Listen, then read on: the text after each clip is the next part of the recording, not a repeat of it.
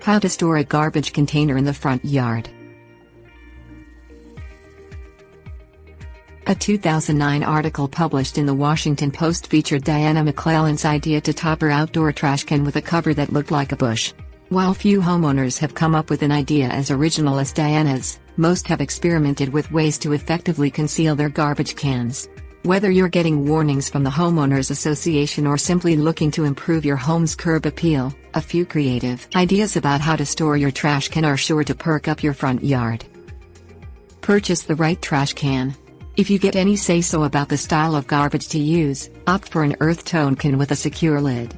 That way your trash can will blend in with its surroundings more easily. Even if you can't disguise it completely, you can at least prevent animals from scattering trash all over your front yard. Construct a simple space for your garbage can by arranging 2 tall pieces of wooden lattice at right angles against your home or garage. Leave the area open in the back so you can easily roll the trash can inside.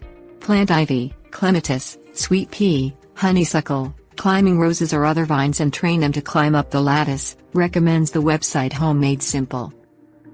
Disguise your trash can with shrubs. If you want to hide it completely, plant a dense row of bushes around the area. Otherwise, a few evenly spaced columnar bushes will be enough to distract the attention away from your garbage. Surround your garbage container with tall ornamental grasses. Keep in mind that you will probably need to chop down these grasses each January, but they'll quickly return to their full size when the weather warms up. Purchase a commercial garbage can screen.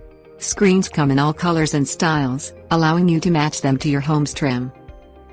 Build your own trash can hideaway from small sections of fencing. If you don't have leftover fencing of your own, contact local contractors and ask if you can purchase scraps.